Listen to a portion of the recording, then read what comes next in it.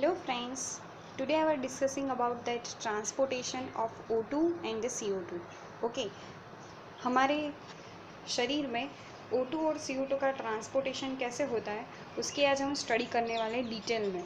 Okay, तो let us start. First of all we know about that O2.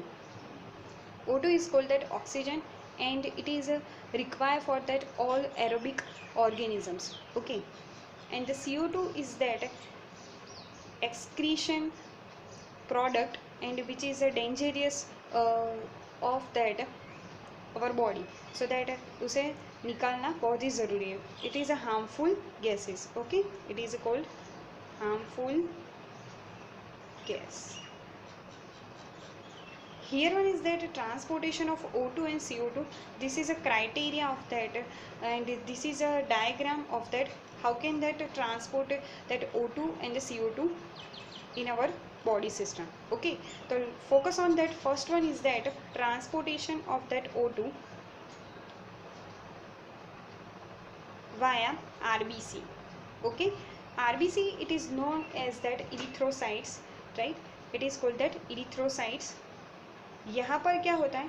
We know about that RBC. The RBC it is one type of that transporter of that oxygen and carbon dioxide. Okay, it is a double dumbbell structure of that RBC. It contains the Hb, right, hemoglobin. That hemoglobin it is bind with H plus and make that HHB, hemoglobinic acid, into that surface of respiration, and then hemoglobinic acid it binds with oxygen and making that HHbO2. It is called that oxyhemoglobinic acid. Okay, this is product is called that HHbO2 oxyhemoglobinic acid. Okay, तो oxygen का जो transportation है वो कैसे होता है? तो oxy haemoglobinic acid के रूप में उसका ट्रांसपोर्टेशन होता है. तो it is very very simple. Okay, तो आपको याद रहना चाहिए कि HHbO2 के रूप में ऑक्सीजन का क्या होता है? ट्रांसपोर्टेशन होता है. ओके, और one thing is that 1 Hb molecule can transport that millions और बिलियंस ऑफ ऑक्सीजन. उसके पास क्या होती है? उस ऐसी कैपेबिलिटी होती है कि 1 Hb molecule can transport that billions of oxygen. Okay, तो ये आपको समझ में आ गया होगा कि कैसे ऑक्सीजन का ट्रांसपोर्टेशन होता है. अब हम फोकस करते हैं CO2 के ट्रांसपोर्टेशन पर. That CO2 transport via 2 pathway. One is that carbonic acid के रूप में उसका ट्रांसपोर्टेशन होता है, और second one is that bicarbonate के रूप में. Okay, here one is that carbonic acid. It is that हमें पता है कि हमारा शरीर 70% किससे बना होता है? तो H2O से बना होता है. तो H2O it's binds with CO2 and the make that H2CO3. It is called that कार्बनिक एसिड. ओके, तो फर्स्ट पाथवे है कि कार्बनिक एसिड के रूप में CO2 का ट्रांसपोर्टेशन होता है. Next one is that bicarbonate के रूप में. Bicarbonate is that transport. Bicarbonate कहाँ पर बनता है? तो फर्स्ट ऑफ ऑल RBC में भी बनेगा और ब्लड प्लाज्मा में भी बनेगा. तो RBC में जब बनेगा तो RBC में क्या होता है? We know about that RBC. Okay, RBC में क्या होता है? तो RBC में Hb होता है. ओके, उसमें जब CO2 कॉन्सेंट्रेशन जब बढ़ जाए तब क्या होता है? तो उसमें K प्लस HCO3 से बाइंड होकर बनाता है KHCO3. ओके, तो KHCO3 के फॉर्म में बनता है इन RBC में. सी here one is that process of that. कैसी प्रोसेस होती है?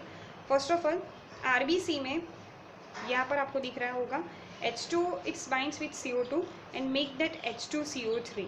Okay, here one is that RBC में वन यूनिक टाइप की कैरेक्टरिस्टिक है, वो आपको याद रखनी है कि RBC में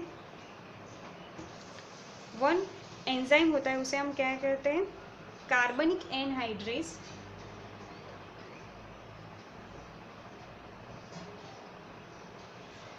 the carbonic anhydrase that catalyze this reaction and make that H2O plus CO2 and gives that H2CO3. Okay, here one is that these enzymes that increase that production of that H2CO3. Okay, here one is that carbonic anhydrase, it is absent in that blood plasma, okay, but it is present in that RBC. Here one is that H2CO3 बहुत ज़्यादा बन जाएगा तो क्या होगा, तो acidic pH होगी, because H2CO3 it is one type of that acid. Okay, तो एसिडिक पीएच ना होने पर क्या होता है, तो H2CO3 it's converts into that, first of all binds with K plus and make that KHCO3, right. तो KHCO3 ऐसे बनता है, आपको पता चला इस process through. Okay, next one है blood plasma.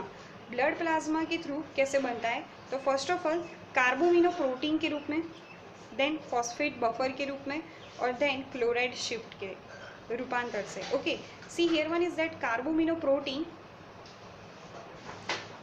Here one is that the various types of protein which are present in that or plasma, that Hb it binds with protein, then making that binds with CO2 and then make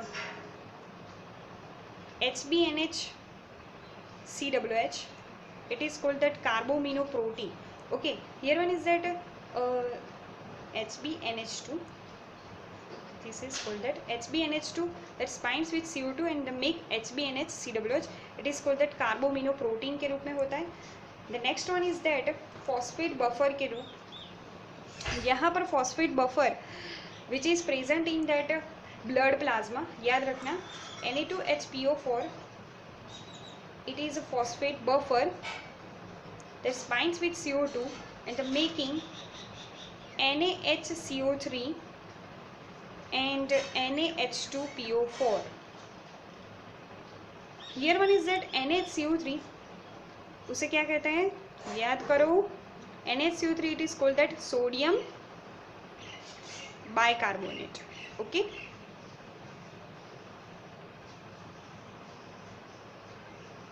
sodium bicarbonate के रूप में इसका transportation होता है. ये है buffer संयोजन, buffer complex sodium hydrogen phosphate.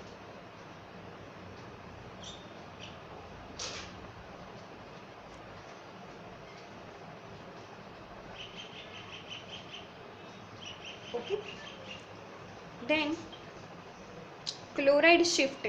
Chloride shift it is a very important mechanism.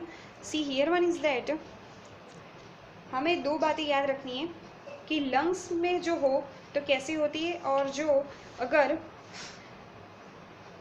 Tissue की सरफेस पर हो तो क्लोराइड शिफ्ट नहीं, उसे हम क्या कहते हैं, तो chloride another shift. Okay, see here one is that chloride प्रतिस्थानांतर उसे हम कहते हैं. यहाँ पर आरबीसी और यहाँ पर हम देखते हैं plasma. We know about the plasma में क्या होता है, NaCl होता है.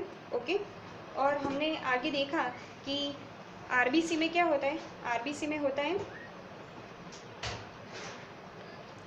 KHCO3. ओके, KHCO3 की मात्रा अगर बढ़ जाए, बेस बहुत ज़्यादा बढ़ने लगे आरबीसी में, तो क्या होगा, आरबीसी की पीएच क्या हो जाएगी, बेसिक हो जाएगी. Okay, pH greater than 7. तो उसे रोकने के लिए क्या करना होगा, K प्लस को बाहर आना होगा. लेकिन आरबीसी की जो सेल वॉल है वो ओनली फॉर ओनली एनाइन के लिए ही परमिएबल है. सो Na प्लस और Cl माइनस का यहाँ पर ब्रेक डाउन होता है, और Cl minus it's go into that RBC and KHCO3 का क्या करवाता है, वो ब्रेक डाउन करवाता है. KHCO3 break and then make K plus और HCO3 minus. Then after that K plus break it, K plus it's bind with Cl minus and making KCl. Okay, और after the HCO3 जो बच गया है वो HCO3 plasma में आकर किससे जुड़ जाएगा, Na+ से, और बनाएगा NaHCO3। ओके, तो प्लाज्मा में आ गया NaHCO3 और ब्लड में RBC में बन गया है KCl। ओके, तो pH मेंटेन हो गई, यहाँ पर NaHCO3 बन गया है, यानी कि बेस बन गया है। तो प्लाज्मा और RBC की यहाँ पर क्या होती है, pH मेंटेन हो गई बाय थ्रू क्लोराइड शिफ्ट, जो कहाँ पर होती है, लंग्स पे होती है। ओके, पर उससे उल्टी प्रोसेस क्या होती है, उससे उल्टी प्रोसेस टिश्यू में होती है कि फिर से क्या होता है, Cl- जो है वो Cl-, ये मैं ब्लू कलर से बता रही हूँ आपको, Cl- जो है वो प्लाज्मा में आता है और Cl- अगेन Na+ से जुड़कर NaCl बना देता है, और यहाँ पर फिर से क्या बन जाता है, तो KHCO3 बन जाता है on the basis of the tissue level.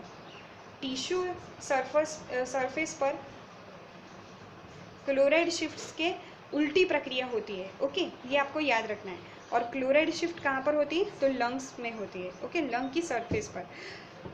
तो ये थी ऑक्सीजन और CO2 की ट्रांसपोर्टेशन। ओके, तो हमने क्या देखा कि RBC थ्रू और by the help of various types of factors के थ्रू ऑक्सीजन और कार्बन डाइऑक्साइड का ट्रांसपोर्टेशन होता है। So that please like this video and subscribe my channel. Okay, thank you.